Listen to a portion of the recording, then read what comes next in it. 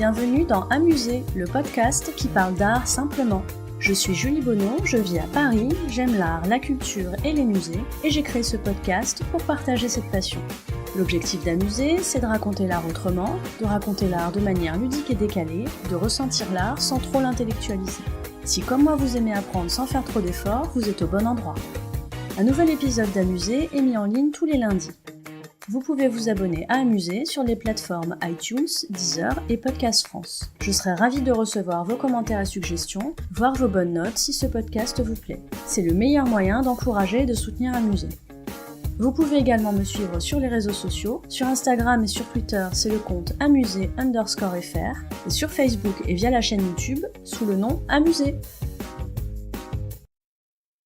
Ouh là là, je vais essayer de me calmer parce que là je trépigne à l'idée de vous parler de cette expo de ouf que j'ai visitée début octobre et qui est, vous vous en doutez, ma recommandation du mois. Bon déjà, cette expo elle se passe dans mon musée préféré de chez préféré, le musée Marmottan-Monet.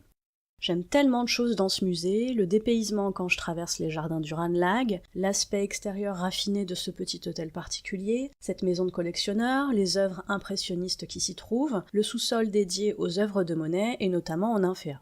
Et puis surtout, j'aime ce musée parce que Question Expo, il me déçoit jamais. Sur le fond, toujours des sujets qui m'intéressent et qui sont bien traités, et sur la forme, 50 ou 60 œuvres pas plus, ce qui est pile le format et la durée que moi j'aime pour une expo. Bref, j'ai jamais de mauvais souvenirs dans ce musée. Alors pour vous parler de cette expo, j'ai cherché les mots adéquats sur le chemin du retour. Joie, non, c'est plus que ça. Bonheur, ouais, bof, pas exactement ça. Explosion, ouais, pas loin, mais pas encore ça. Et là, en marchant sur la piste cyclable des jardins du Ranelagh, je sais, c'est pas bien de faire ça, surtout que je suis moi-même cycliste et que je gueule sur les piétons quand ils font ça. Bref, j'ai trouvé le terme que j'emploierais pour décrire cette expo.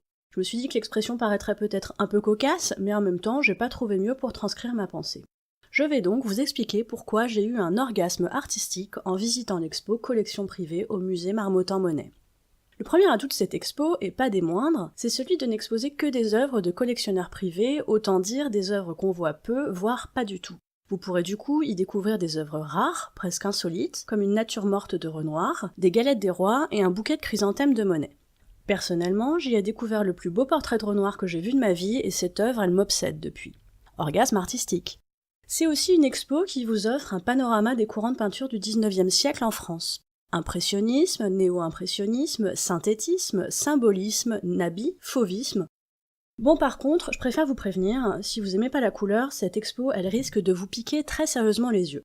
Bah ouais, c'est vraiment une explosion de couleurs en fait, les murs, les œuvres, la mise en lumière, tout imprègne la rétine. Bon, moi j'ai tellement adoré que j'ai failli faire un sit-in sur la moquette, c'est pour vous dire. J'étais bien là, moi, réchauffée, dynamisée par toutes ces couleurs. Orgasme artistique. C'est la première fois que je sens en moi une telle impatience d'aller vers la salle suivante, comme une gourmandise, une curiosité plus forte que moi en fait. Si bien qu'en finissant, j'ai eu l'impression d'avoir bâclé les premières salles, donc je suis repartie en arrière pour revoir les œuvres du début. La folle. Faut dire que dans la première salle, j'ai eu un vrai choc visuel devant une toile de Monet, les allées de sapin. Je me demande comment il est possible, avec tout ce qu'on a vu de Monet, de se faire encore surprendre par des toiles de Monet. Dans cette peinture, vous verrez si vous visitez l'expo, il y a une sorte de patte Dufy. C'est dingue, c'est la première fois que je remarque ça dans une toile de Monet. Alors pour ceux qui sont pas clients de l'impressionnisme, rassurez-vous, vous pourrez aussi voir des Toulouse-Lautrec, des Gauguin, des Camille Claudel, du Matisse, des Rodin et j'en passe. C'est pour moi la plus belle expo de l'année, et c'est jusqu'au 10 février les amis. Vous trouverez dans les notes de cet épisode des références intéressantes en lien avec le sujet traité.